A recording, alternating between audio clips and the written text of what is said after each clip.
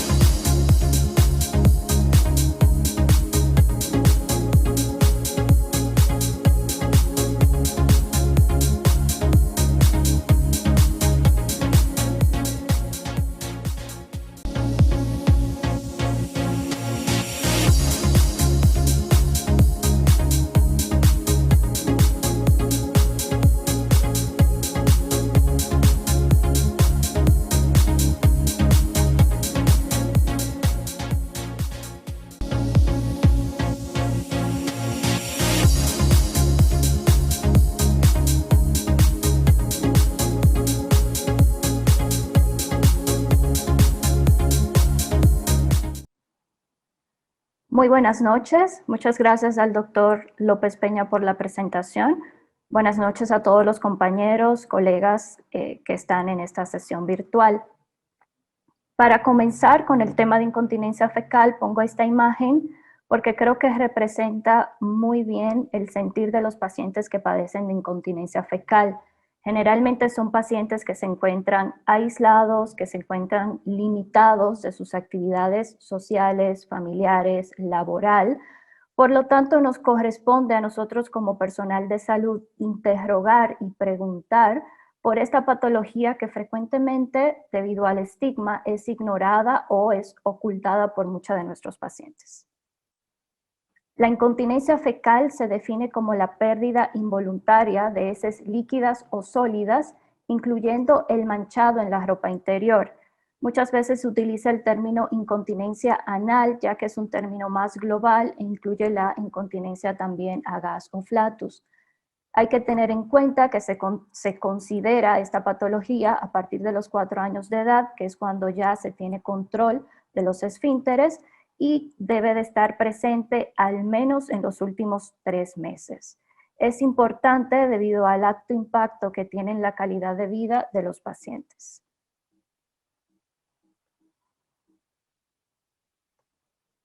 En cuanto a su clasificación, tenemos 3 grupos: la incontinencia de urgencia, que es aquella en la cual el paciente siente el deseo de defecar pero no alcanza a ir al baño.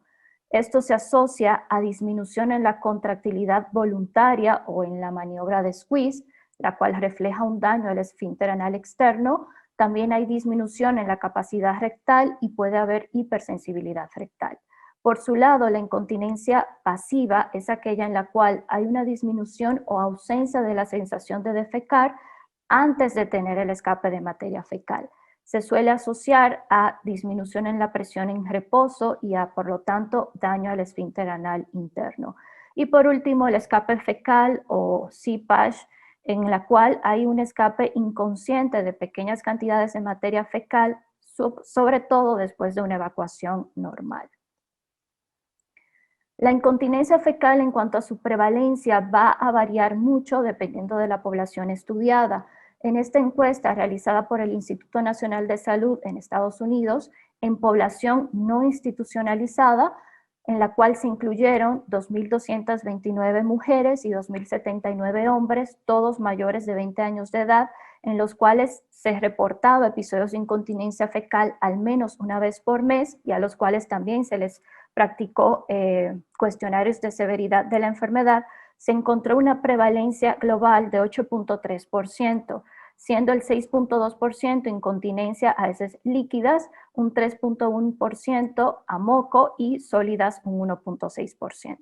En cuanto a la relación mujer-hombre, esta fue bastante similar en este estudio, un 8.9% versus un 7.7% en hombres. Sin embargo, sabemos que las mujeres tienen un riesgo acumulado mayor de padecer de incontinencia fecal. La prevalencia incrementa con la edad. Vemos como en este mismo estudio, en esta gráfica, por grupo etario, la prevalencia tanto en hombres como en mujeres aumenta, siendo de un 2.6% entre los 20 y 29 años hasta un 15.3% a partir de los 70 años de edad. Así también, la incontinencia fecal es mayor con heces de consistencia líquidas, tanto en hombres como en mujeres. Esta prevalencia va a variar, como les dije, dependiendo de la población estudiada. En mujeres, sobre todo a partir de los 40 años de edad, la prevalencia oscila entre un 7 a un 15%. En pacientes hospitalizados puede ir de un 18 a un 33%, y en pacientes que se encuentren en asilos o en casas de cuidados, de un 50 hasta un 70%. La fisiopatología de la incontinencia fecal es multifactorial. Quiere decir que intervienen varios mecanismos para poder mantener una continencia. Por un lado, tenemos mecanismos anatómicos, como son la correcta función y tonalidad de los esfínteres anales, tanto interno como externo, el músculo puborectal y la presencia de los cojinetes endovasculares.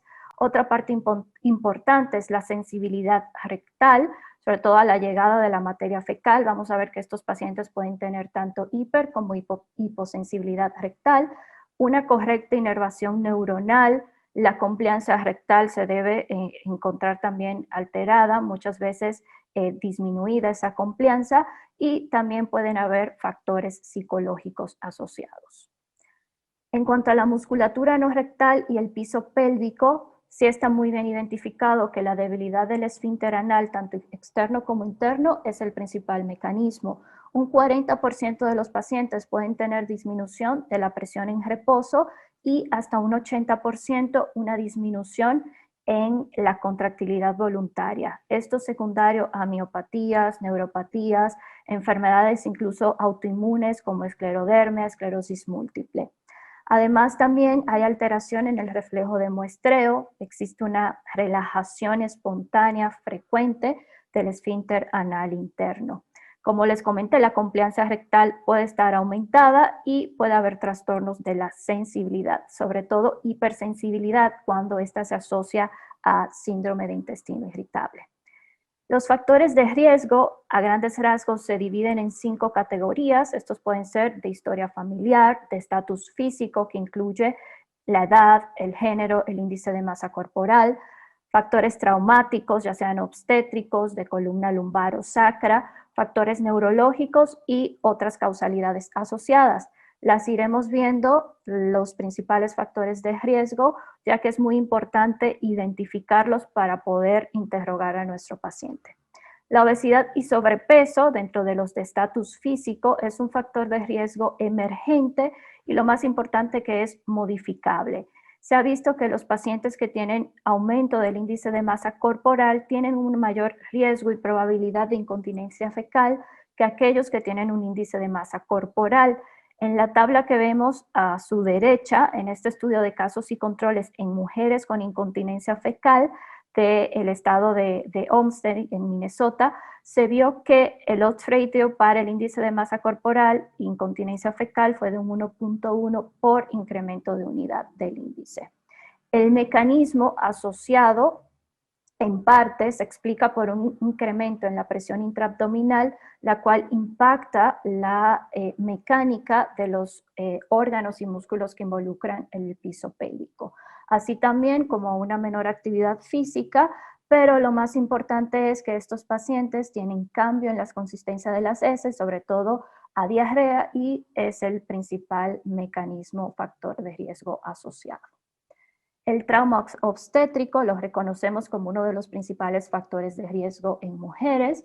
Su incidencia global es de un 8% después del parto. Sin embargo, se ha visto una disminución en este trauma obstétrico debido a mejores prácticas, sobre todo a la disminución en el uso de forceps y a unas indicaciones más estrictas en cuanto a episiotomías. La lesión que más se asocia a incontinencia fecal son los desgarros perineales, sobre todo si son de tercer o cuarto grado. Esto implica que afectan tanto al esfínter anal interno y externo en los de tercer grado, como vemos en la imagen de la derecha, o los de cuarto grado, en la cual ya hay desgarro de la mucosa, afectación de la mucosa rectal. En cuanto al riesgo, el OR es de 2.0 para pacientes que han tenido lesión de esfínteres durante el parto para desarrollar incontinencia fecal y de 1.5 para instrumentación, sobre todo más hacia el uso de forceps que de vacuum. En este otro estudio muy interesante se incluyeron también mujeres, pero en este caso 164 mujeres con síndrome de intestino irritable, y se evaluó la asociación entre laceración o desgarro obstétrico y la presencia de incontinencia fecal. En este grupo de pacientes se reportó que un 45% tenían incontinencia fecal y el 29% reportó al menos un episodio por mes de incontinencia. En el análisis multivariado, la incontinencia fecal se asoció a paridad, a parto vaginal y al desgarro obstétrico del esfínter. En esta gráfica acá de la derecha podemos ver cómo los pacientes que presentaron desgarro obstétrico tienen con mayor frecuencia episodios de incontinencia fecal y de urgencia fecal por mes. Así también, las pacientes con desgarro obstétrico presentaron mayor episodios de diarrea al mes y por tanto también mayor incontinencia fecal por mes. La cirugía no rectal constituye también otro factor de riesgo, por lo tanto hay que tenerlo en cuenta en pacientes que hayan sido sometidos a cirugías para corrección de fístulas, fisuras, hemorroidectomías o incluso de carcinoma no rectal. Esto sucede porque puede haber un daño secundario al canal anal o específicamente al esfínter anal interno. Sin embargo, es importante recalcar que esto depende mucho de la técnica quirúrgica. Por ejemplo, en el caso de la esfinterotomía lateral interna, tiene mayor riesgo de incontinencia fecal que cuando se hace un colgajo de avance endorectal. Por lo tanto, no es la cirugía como tal, sino una técnica tiene más riesgo que otra. Así también la compliancia rectal se puede ver alterada en ciertas cirugías, por ejemplo, pacientes que puedan tener proctitis o luego de la realización de un pouch. La diabetes mellitus es otro de los factores de riesgo que tenemos que tener en cuenta y considerar que estos pacientes pueden tener gastroenteropatía diabética, la cual es un término más global que explica el daño por la diabetes, sobre todo diabetes de larga evolución y mal controlada. Esto se explica por una neuropatía periférica, lo cual puede llevar a hiposensibilidad visceral, alteración de la motilidad. Aparte, estos pacientes van a tener denervación del recto y del esfínter anal. Esto en parte por atrofia, sobre todo el músculo liso, debido a una disminución en las células intersticiales de Cajal. En este estudio que ven acá, en la cual se realizó en mujeres diabéticas, fue un estudio realizado también por el Instituto Nacional de Salud de Estados Unidos, en el cual se incluyeron 7.039 mujeres desde el 2005 al 2010. En este grupo de pacientes, el 13.6% padecían diabetes. De esas pacientes con diabetes, el 18.1% reportó incontinencia fecal versus el resto de control de pacientes, en la cual solo se reportó un 8.4%. Por lo tanto, sí se considera un factor de riesgo importante. Además, se vio que existen otros factores de riesgo asociados, como fue la incontinencia urinaria, como pueden ver en la tabla, con un OR de 3.5, y también la frecuencia de evacuaciones semanales, sobre todo cuando son más de 21 evacuaciones por semana, les da un OR de 4.9. La colecistectomía es un procedimiento, un antecedente más bien quirúrgico, que sabemos que puede predisponer al paciente a incontinencia fecal, sobre todo por alteración del tránsito de colon y el cambio en la consistencia de las heces, que se explica sobre todo por mala absorción de ácidos biliares. Además, se ha visto que estos pacientes pueden tener una sensibilidad rectal aumentada y por lo tanto urgencia rectal, y sabemos que la urgencia rectal también se asocia, es un mecanismo asociado a incontinencia fecal. Como vemos en este mismo estudio de la población de Olmsted en Minnesota, vemos cómo el OR para colecistectomía e incontinencia fecal fue de 4.2. El síndrome de intestino irritable, sobre todo el subtipo diarrea, también se asocia a la presencia de incontinencia fecal. En una cohorte de pacientes con síndrome de intestino irritable que cumplían criterios de Roma 3, se incluyeron pacientes de Estados Unidos y de Suecia, 304 americanos, 168 pacientes suecos, a los cuales se les aplicó cuestionarios sobre incontinencia fecal, calidad de vida, ansiedad y depresión. Se encontró entonces que el 19.7% de los pacientes en Estados Unidos y el 13.7% de los suecos tenían por lo menos un día del mes episodios de incontinencia fecal. Y aparte se documentó el efecto negativo en la calidad de vida, en el trabajo y a nivel psicosocial también. Como podemos ver en esta figura, ¿sí? Está representada según el score del IBS Score, que es un cuestionario de calidad de vida en síndrome de intestino irritable. A mayor alta la barra, pues es mayor calidad de vida. Y vemos cómo las pacientes en azul oscuro de incontinencia fecal reportaron menor calidad emocional, menor salud mental, menor calidad del sueño, energía, incluso impacto a nivel de alimentación y actividad sexual. También así se reportó una alteración importante, ¿sí? Ya que estos pacientes a nivel laboral tienen mayor ausentismo laboral y mayor dificultad para hacer sus actividades diarias en el trabajo. En cuanto al diagnóstico, tenemos múltiples métodos, unos más disponibles que otros. Sin embargo, lo principal, que es la historia clínica, el examen físico, un buen tacto rectal, todos los tenemos disponibles en nuestra consulta. Importante, luego de hacer las preguntas, identificar el problema, es la aplicación de los cuestionarios clínicos. Estos cuestionarios son útiles tanto para el diagnóstico, para establecer severidad y sobre todo para valorar calidad de vida del paciente. También pueden ayudarnos para medir de forma más objetiva respuesta al tratamiento. De los más utilizados, aquí vemos en esta gráfica, es la escala de incontinencia de Wexner, la cual toma en cuenta el tipo de fuga, si es sólido, líquido, gas, y la frecuencia con la cual eso ocurren, además de la necesidad de utilizar pañal y la alteración en el estilo de vida. En base a esa calificación, se considera si es leve cuando hay 8 puntos o menos, moderada de 9 a 16 puntos y ya una incontinencia fecal grave es de 17 a 20 puntos según esta escala. Otra de las más utilizadas es el FISI o la escala de severidad de incontinencia fecal, la cual también toma en cuenta el tipo de incontinencia fecal y la frecuencia con la cual esta ocurre.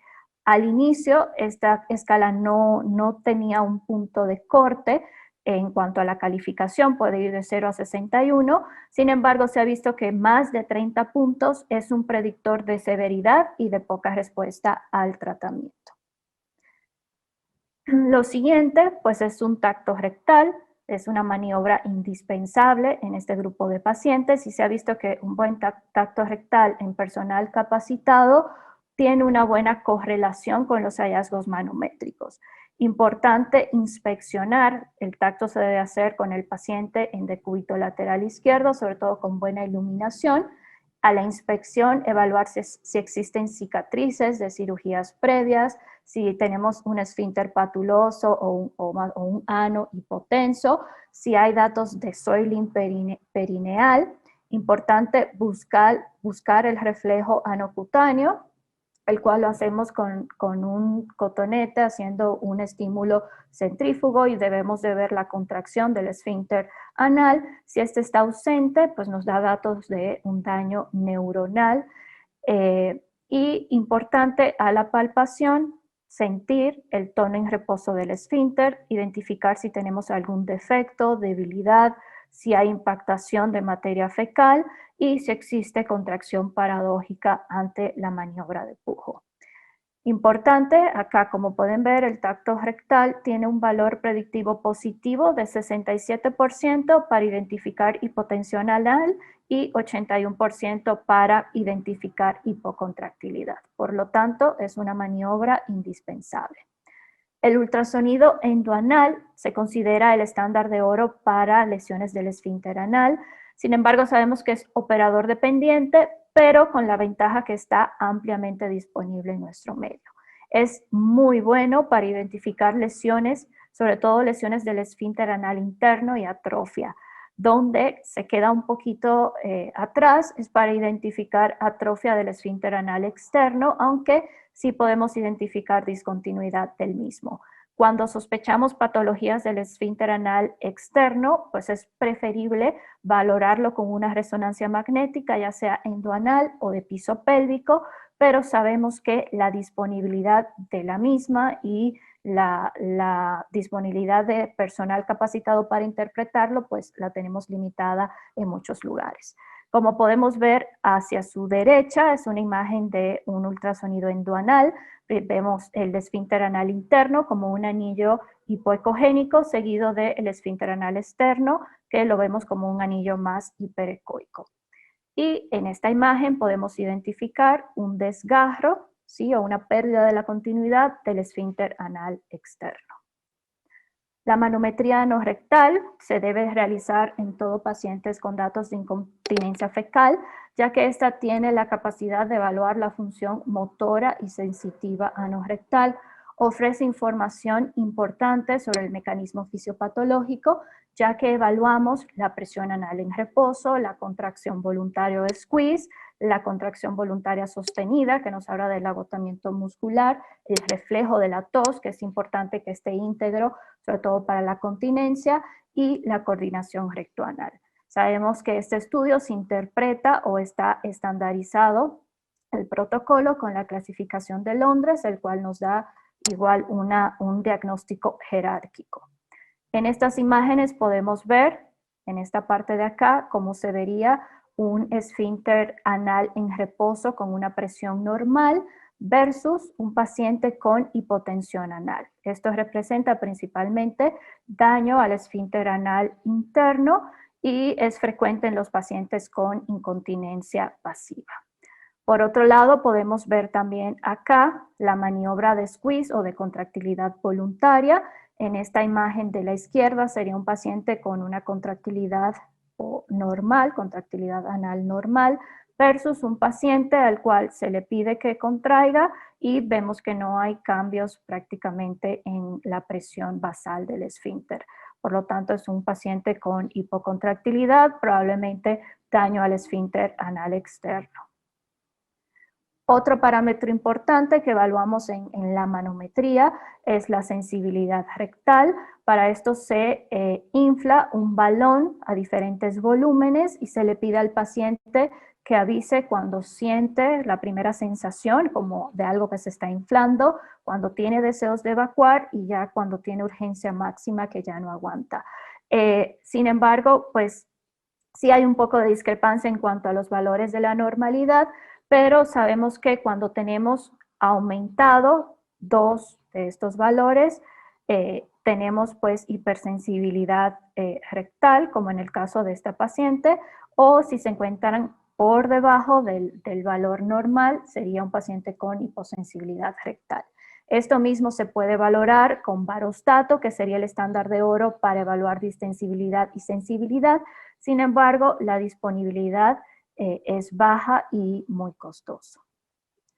Existen otras pruebas complementarias, sobre todo para valorar cuando se sospeche que la etiología es por daño o trauma neural.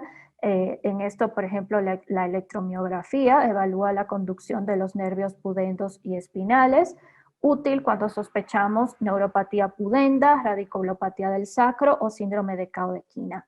Sin embargo, también se encuentra poco disponible. Si lo contamos con esto, es recomendable hacerlo, ya que nos ofrece todavía más información sobre el mecanismo fisiopatológico. Otras pruebas están la latencia de nervios pudendos, la estimulación magnética translumbar y sacra, los cuales nos ayudan también a proveer evidencia de neuropatía anal o rectal. Ya entonces, para concluir, mis mensajes son que la incontinencia fecal es una patología frecuente, sin embargo, muy poco reportada por los pacientes debido al estigma social. Esta tiene un alto impacto en la calidad de vida.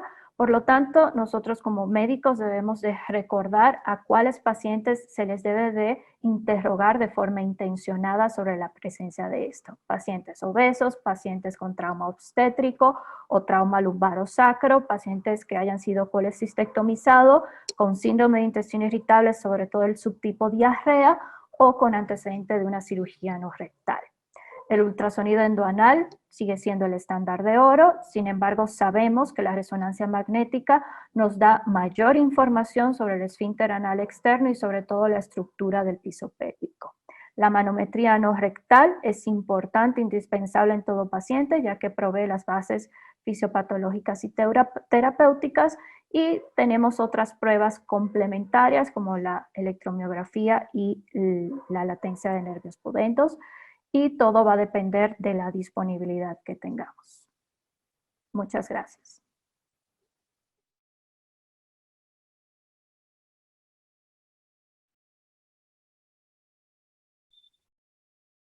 Agradeciendo la excelente presentación de la doctora Eliana Carolina, que nos presenta una presentación excelente de incontinencia, me permito ahora presentar a nuestro ponente, el doctor Paulo César Gómez Castaños, quien nos tratará sobre el tratamiento actual de la incontinencia. Él cuenta con la especialidad de gastroenterología y medicina interna y es jefe del laboratorio de neurogastroenterología y motilidad y es adscrito al Departamento de Gastroenterología y Endoscopía Digestiva del Centro de Investigación y Docencia en Ciencias de la Salud de la Universidad Autónoma de Sinaloa y en el Hospital Civil de Culiacán, Sinaloa. Gracias, doctor Pablo, por estar con nosotros.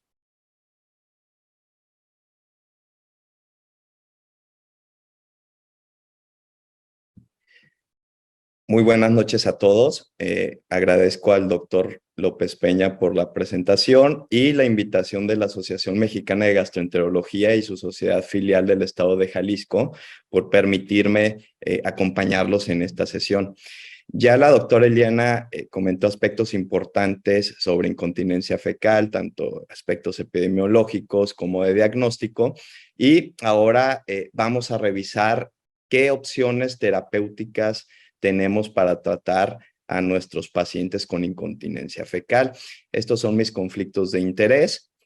Y recapitulando acerca del tratamiento, tenemos varias opciones para tratar a estos pacientes. Contamos con tratamientos de primera línea en donde se incluyen medidas no farmacológicas y también tratamiento con medicamentos, y tenemos otras opciones también como la biorretroalimentación y ejercicios de piso pélvico, así como tratamientos quirúrgicos de mínima y de invasión más importante. Y también tenemos algunas terapias experimentales que pueden utilizarse en aquellos pacientes que no responden a las primeras opciones terapéuticas. Y para comenzar, vamos a revisar las intervenciones no farmacológicas en el tratamiento de la incontinencia fecal. Y hay que señalar que las primeras medidas no farmacológicas consisten en reducir la ingesta de carbohidratos poco absorbibles, también reducir la ingesta de cafeína, ya que esto puede alterar la sensibilidad a nivel rectal, y también recordar que la cafeína puede aumentar el flujo de líquido intraluminal en el colon, y esto generar más incontinencia en los pacientes. Y también se han diseñado algunas técnicas para suprimir la urgencia fecal en los pacientes con incontinencia fecal. Estas son las primeras medidas y el tratamiento de primera línea en estos pacientes. Y para ello se han hecho varios estudios. Este que les presento a continuación es un ensayo clínico controlado en donde comparan estas medidas iniciales no farmacológicas, como el apego a una dieta baja en carbohidratos, la eliminación de cafeína, incluso el aumento de la actividad física, comparándolo con la biorretroalimentación. En este ensayo participaron cerca de 170 pacientes con incontinencia fecal y los dividieron en 4 grupos con diferentes intervenciones. Y lo que se vio en este ensayo clínico es que aquellos pacientes que seguían recomendaciones dietéticas y que utilizaban técnicas para mejorar evacuaciones tenían una mejoría global de los síntomas de hasta un 54% en comparación al resto de los grupos. Entonces, aquí podemos observar que las medidas iniciales no farmacológicas son una buena estrategia de tratamiento inicial en incontinencia fecal. Por otro lado, les presento este ensayo clínico en el que se comparó la realización de ejercicios de piso pélvico. Estos ejercicios son muy similares a los que se recomiendan a los pacientes con incontinencia urinaria, son ejercicios de Kegel, versus la biorretroalimentación. Se incluyeron alrededor de 100 pacientes en este estudio. Se dividieron en 2 grupos. A un grupo se les instruyó acerca de la realización de ejercicios pélvicos, al otro grupo se le dio terapia de biorretroalimentación más ejercicios pélvicos, y lo que se puede observar en este estudio es que aquellos pacientes que fueron sometidos tanto a biorretroalimentación más ejercicios pélvicos tuvieron una mejor respuesta al tratamiento que aquellos que solamente hicieron los ejercicios pélvicos. Y en este mismo, en otro estudio, en otro ensayo clínico controlado realizado en una casa de retiro en población geriátrica, se estudió el impacto de un aumento en la actividad física en los pacientes con incontinencia fecal. Este ensayo clínico fue multicéntrico y participaron cerca de 100 pacientes con incontinencia fecal. Y en este estudio lo que se pudo ver que aquellos pacientes que tenían una mayor actividad física tenían menos episodios de incontinencia a la semana. Cabe aclarar que para darle más peso a este estudio se realizaron manometrías anorrectales previo a la intervención y posterior a la intervención. Aquí la limitante es que solo 29 pacientes de esos 112 fueron sometidos a una manometría pre y post intervención, pero también en estos pacientes en los que se realizó la manometría tenemos resultados interesantes. Hubo mejoría en cuanto a la presión intrarrectal durante la contracción del esfínter anal en los pacientes que realizaron más actividad física. Otro de los valores que tuvieron mejoría significativa fue la presión máxima en el esfínter anal durante la contracción del mismo, y también se vio una mejoría en la presión rectal durante la maniobra de contracción del esfínter. Y la presión residual también mejoró en estos pacientes a los que se sometieron a una actividad física más importante y que se sometieron a manometría anorrectal, que como ya sabemos es una herramienta muy importante, como lo comentó la doctora Eliana, en evaluación de los pacientes con incontinencia fecal. Ahora, ¿cuál es el impacto de la fibra dietética en los pacientes con incontinencia fecal? Contrario a lo que muchos pensarían, porque la fibra dietética, pues bueno, es uno de los tratamientos de primera línea en estreñimiento, también se utiliza como un tratamiento de primera línea en incontinencia fecal.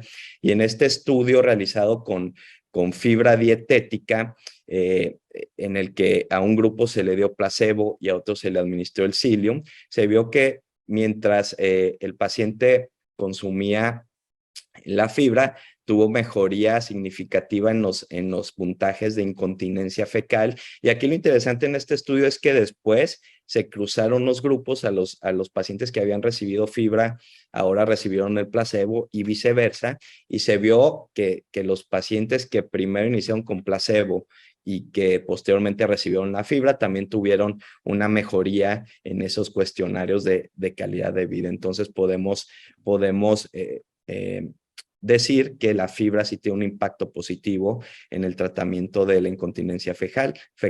Y en este mismo estudio, bueno, los puntajes de gravedad de incontinencia fecal se redujeron en los pacientes, en los grupos que recibían el psyllium a comparación de los pacientes que recibían el placebo. Les recuerdo que aquí se cruzaron los grupos y pues bueno, el psyllium siguió mostrando efectividad en estos casos. Ahora, ¿qué hay acerca del tratamiento farmacológico, que es parte también de las medidas conservadoras para el tratamiento de la incontinencia fecal? Como pueden observar, tenemos varias opciones para el tratamiento médico, algunas con más evidencias que otras. Por ejemplo, los más utilizados son la loperamida y el difenoxilato con atropina, son los tratamientos médicos más utilizados, pero también se han estudiado algunos otros medicamentos como la codeína, el estrógeno, sobre todo en población femenina, la fenilefrina, incluso la amitriptilina, ¿no? Que sin embargo tienen poca evidencia y no se suelen recomendar porque suelen tener efectos adversos importantes. Y otro de los medicamentos que se ha estudiado también para el tratamiento de incontinencia fecal es la colestiramina, sobre todo en aquellos pacientes en los que se sospecha de una mala absorción de sales biliares a nivel del ilio. Entonces vamos a revisar un poquito la evidencia en cuanto a los fármacos más utilizados.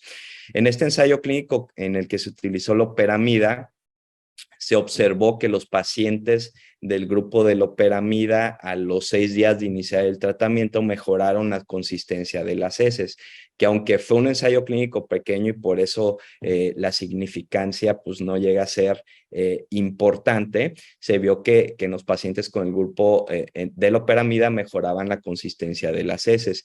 Y en este ensayo clínico en particular hicieron algo interesante, valoraron la prueba de continencia con instilación de solución salina a nivel rectal. Se les aplicó 200 cc de solución salina y se vio que en aquellos pacientes en los que se estaba interviniendo con loperamida tenían mayor continencia que aquellos pacientes que estaban recibiendo el placebo. Y bueno, en este estudio comparativo de loperamida versus fibra, es muy similar el diseño al estudio que les presenté con psyllium y placebo. En este estudio dividieron a los pacientes en 2 grupos. Un grupo recibió loperamida con psyllium y otro grupo recibió solamente psyllium con placebo. Entonces, lo que se puede observar es que en ambos grupos, tanto en el grupo a los que se le administró loperamida y al que se le administró fibra, tuvieron disminución en los episodios de incontinencia fecal y una disminución en los porcentajes de los cuestionados de incontinencia fecal. Entonces, la fibra asociada a loperamida también es una buena opción para el tratamiento de primera línea en estos pacientes. La colestiramina, que bueno, ya conocemos su utilidad en la diarrea por mala absorción de ácidos biliares, también se se realizó un ensayo clínico en incontinencia fecal y se pudo observar en este ensayo que aquellos pacientes que recibían colestiramina mejoraron la consistencia de las heces y también mejoraron los episodios, o más bien disminuyeron los episodios de incontinencia fecal a la semana, ¿no? Entonces la colestiramina, sobre todo en aquellos pacientes en los que se piensa o se sospecha altamente en una mala absorción de sales biliares, puede ser un tratamiento útil. Y en este mismo estudio, pues bueno, el puntaje de satisfacción global de los pacientes fue mayor en el grupo de los pacientes que estaban recibiendo colestiramina.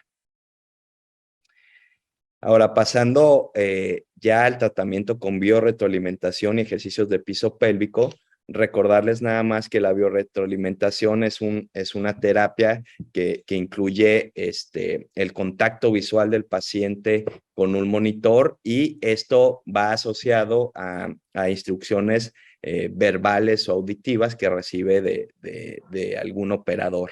Y la biorretroalimentación principalmente ayuda a mejorar el tono del esfínter anal, también ayuda a coordinar la actividad de los músculos abdominales con los glúteos y el esfínter anal y también es útil para mejorar los trastornos de sensibilidad a nivel rectal. Se puede hacer de varias maneras, las más frecuentes son a través del mismo catéter de manometría ano rectal o por otros dispositivos como la electromiografía.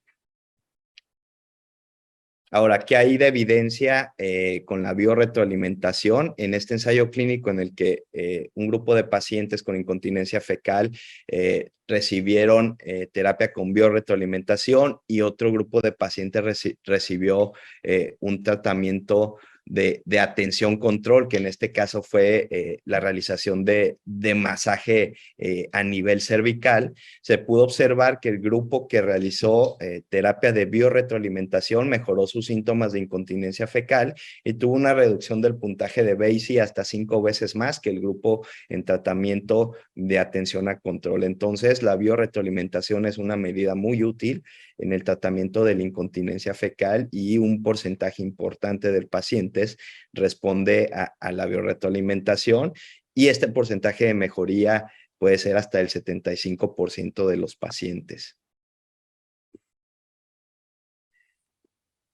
Por otro lado, este otro ensayo clínico en el que también se compara la biorretroalimentación en conjunto o sola de ejercicios pélvicos, se vio que los pacientes que están en el grupo de biorretroalimentación y que además realizaban ejercicios pélvicos de tipo Kegel tenían una mejoría sintomática de hasta del 76%, con una P estadísticamente significativa. Entonces, la terapia en conjunto de la biorretro con ejercicios tipo Kegel mejora mucho más que la biorretroalimentación por sí sola los puntajes en los cuestionarios de incontinencia fecal. Ahora, pasando al tratamiento quirúrgico, ¿qué opciones tenemos en el tratamiento quirúrgico? ¿Qué opciones se han estudiado? Una de esas opciones es un dispositivo al que se le conoce como SECA, que la finalidad de este dispositivo o el mecanismo de acción de este dispositivo es que mediante la radiofrecuencia se obtiene una remodelación del esfínter anal y esto puede dar más continencia al esfínter anal. Sin embargo, bueno, en los ensayos clínicos que se han realizado con este método se han encontrado resultados muy variables y su éxito a largo plazo disminuye bastante, ¿no? Entonces los pacientes a largo plazo vuelven con los episodios de incontinencia fecal, entonces digamos que no es una terapia muy recomendable para el tratamiento de estos pacientes. Otro de los métodos mínimamente invasivos y que se han realizado varios ensayos clínicos, como pueden ver en este metaanálisis, es la estimulación del nervio sacro, en donde pues hay, digamos, una mejoría modesta en cuanto a los periodos de incontinencia o a la mejoría global de síntomas en incontinencia fecal. Sin embargo, en algún grupo de pacientes puede ser muy útil esta terapia. Un método también que se ha estudiado es la inyección autóloga de mioblastos. Este es un procedimiento experimental en el que se cultivan mioblastos que son obtenidos mediante una biopsia del músculo pectoral del mismo paciente y después se inyecta en el esfínter anal externo. A estos pacientes se les tiene que realizar también una estimulación eléctrica pre y post procedimiento, y en los ensayos clínicos que se han realizado, que son ensayos muy pequeños, se ha visto que con la aplicación de esta técnica hay disminución en el puntaje de incontinencia fecal de Wexner y en el puntaje de calidad de vida de incontinencia fecal de Rockwood. Entonces, podría ser una terapia promisoria, sin embargo, se requiere de mayor evidencia en esta técnica. Por otro lado, otra de las técnicas ya con un poco más de invasión es la esfinteroplastía anal, que, pues bueno, en los estudios que se han realizado, como pueden ver en la gráfica de su izquierda, la eficacia a 5 años es muy baja. Los primeros meses posterior a la esfinteroplastía, los primeros 20 meses, la respuesta es buena, sin embargo, ya a los 5 años, pues la respuesta prácticamente es nula, ¿no? Entonces, como un tratamiento a largo plazo, realmente su utilidad es poca. Por otro lado, otra técnica invasiva como la graciloplastía, en el que se utiliza el músculo grácil del muslo para crear un nuevo esfínter alrededor del ano, es otra de las técnicas quirúrgicas invasivas, y en esta técnica también es necesario implantar un estimulador eléctrico en la pared abdominal. Y en los ensayos clínicos con este método, pues sí se ha visto una reducción en incontinencia fecal que puede ser superior al 80%. Entonces, este es un método que también podría ser aplicado en aquellos pacientes que no responden a las medidas iniciales para incontinencia fecal.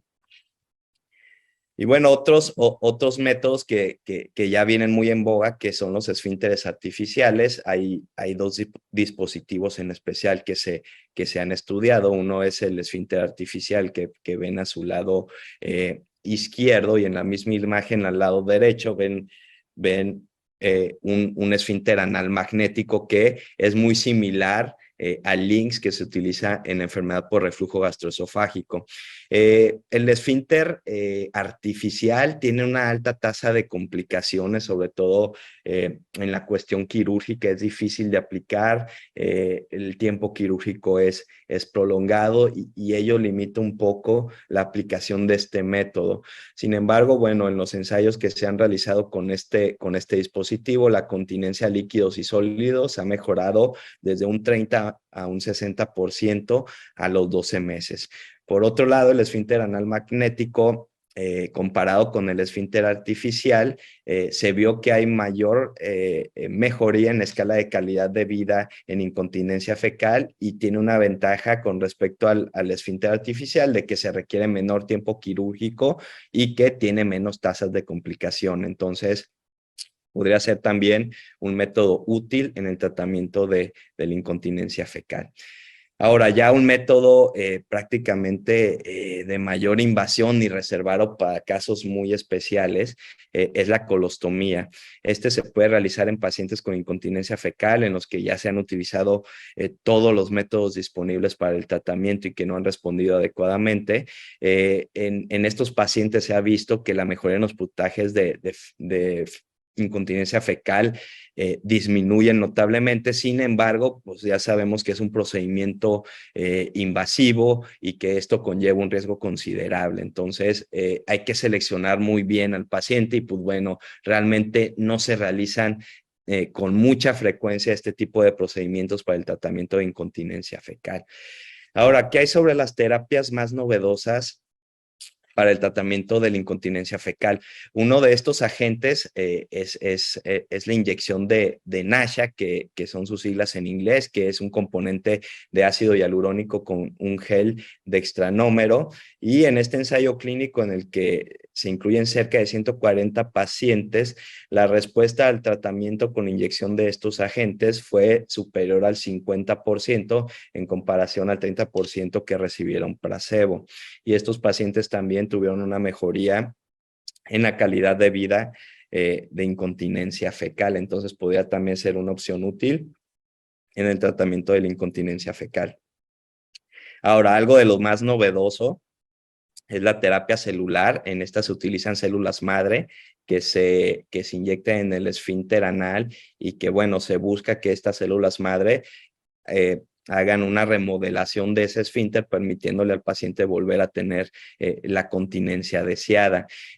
Aquí todavía falta mucho por investigar. Se está conociendo el mecanismo fisiopatológico por el cual se ocasiona la remodelación del esfínter posterior a un trauma a ese nivel. Y pues bueno, el entendimiento de estos mecanismos podría ayudarnos a la investigación de otras terapias más dirigidas y que puedan ser eficaces para el tratamiento de la incontinencia fecal. Ya para concluir, los tratamientos de primera línea, como las modificaciones al estilo de vida y el uso de los antidiarreicos, son efectivos. El tratamiento con biorretroalimentación combinado con ejercicios de piso pélvico puede ser efectivo a corto plazo y puede ser tan efectivo que hasta el 75% de los pacientes pueden tener una adecuada respuesta a esta intervención.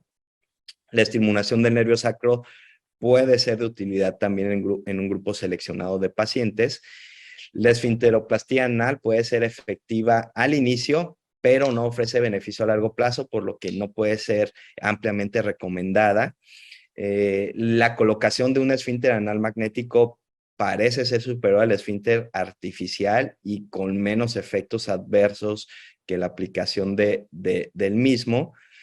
Y bueno, los agentes inyectables como NaCHA pueden ser una alternativa en pacientes refractarios a los tratamientos conservadores. Y bueno, afortunadamente ya conocemos más acerca de la fisiopatología de la remodelación del esfínter posterior a un trauma del esfínter anal, y la utilización de células madre en este campo tiene un futuro alentador. Obviamente habría que estudiarlo más a fondo y hacer ensayos clínicos más grandes. Muchas gracias por su atención.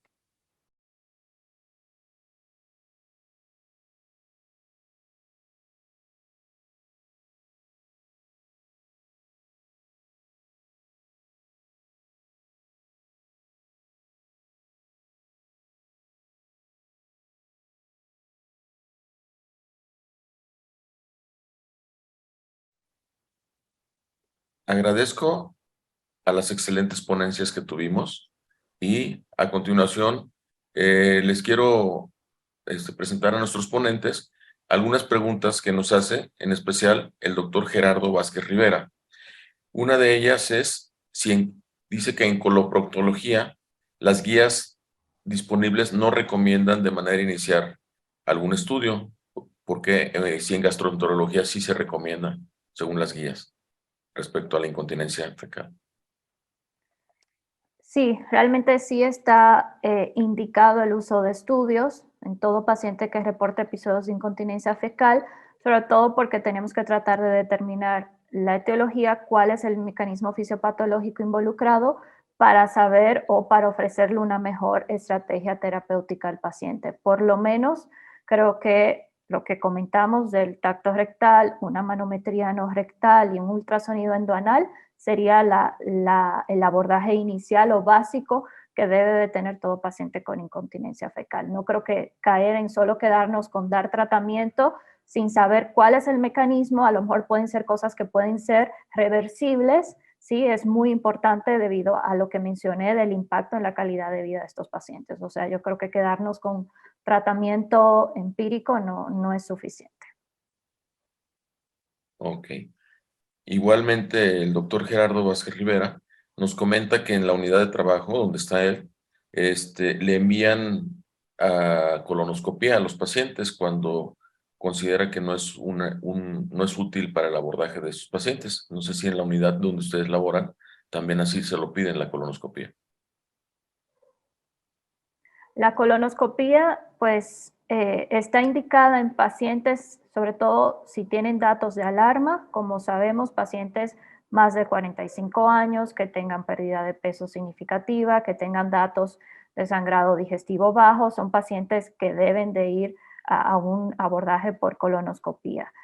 o por ejemplo, que sea un paciente que la incontinencia fecal se asocia a diarrea, la probabilidad de que sea, por ejemplo, una colitis microscópica, que son situaciones que tienen tratamiento específico.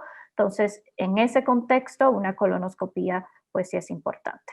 No sé si Pablo quiere comentar algo más.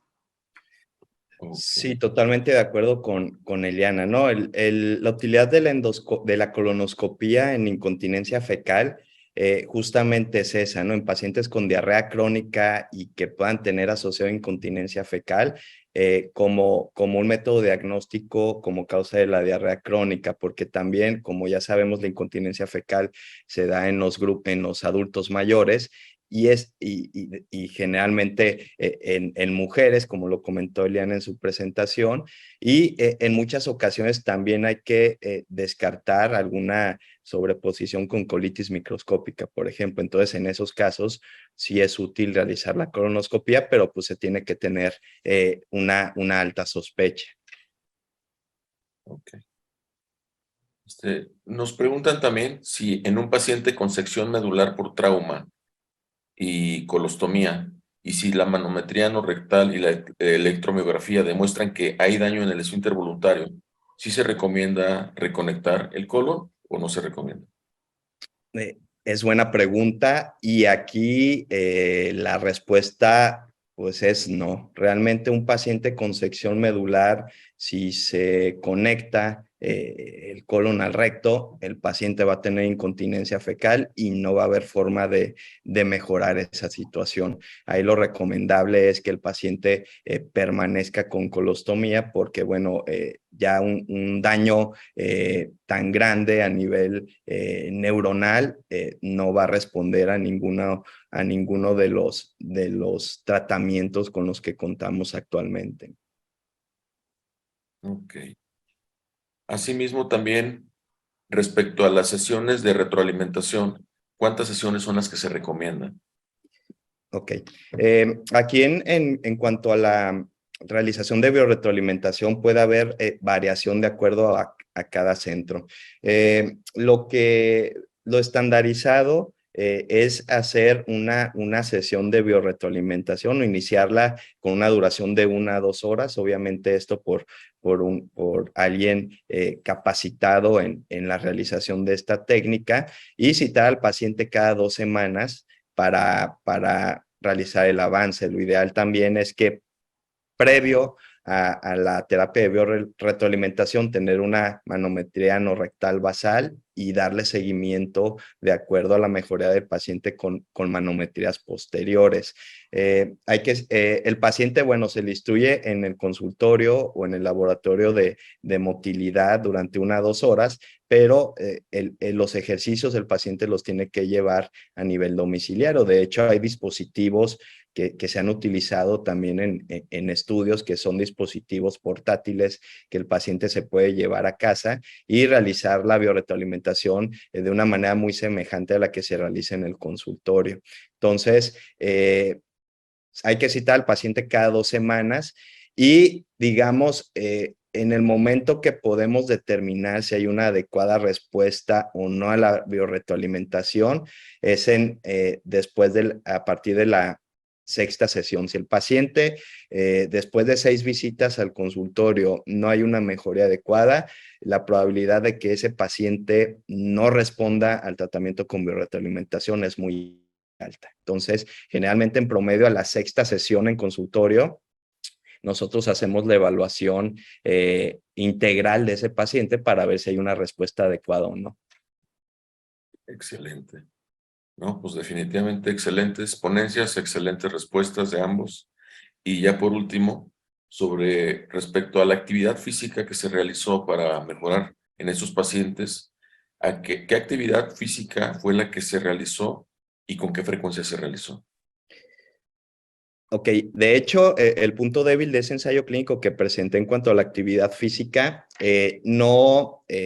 los investigadores no aplicaron, digamos, una misma rutina de actividad física en todos los pacientes. Ese puede ser una debilidad o sesgo en el estudio. Lo que hacían era colocar un dispositivo, una especie de acelerómetro en los pacientes para evaluar la actividad diaria cotidiana dentro de un centro de retiro, ¿no? O sea, el tiempo que estabas de pie, el tiempo que se estuvieran desplazando o haciendo alguna actividad en el centro. Y ellos lo que concluyeron al final es que los pacientes que tenían más actividad registrada en ese dispositivo, pues eran los que tenían mejor respuesta al tratamiento. Sin embargo, no especificaron en sí el tipo de actividad, ni se estandarizó un tipo de actividad para todos. Cabe recordar que el sesgo puede ser, como son adultos mayores, a lo mejor alguien tiene problemas de rodilla, no puede estar mucho de pie o pararse, problemas de cadera, etcétera. Pueden tener cierta disminución en sus funciones motoras y eso sesga un poquito allí el estudio, ¿no? Ok. No, pues muchísimas gracias por todo.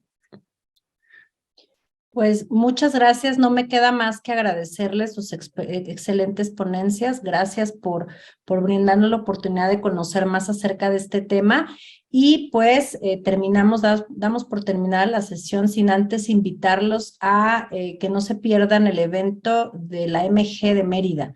De 18 a 22 de noviembre nos vemos, es un evento presencial y seguro será un gusto podernos saludar en esta Semana Nacional de Gastro. Tengan buena noche y nuevamente gracias por su participación. Gracias, muy buenas noches, gracias. Muy buenas noches a todos.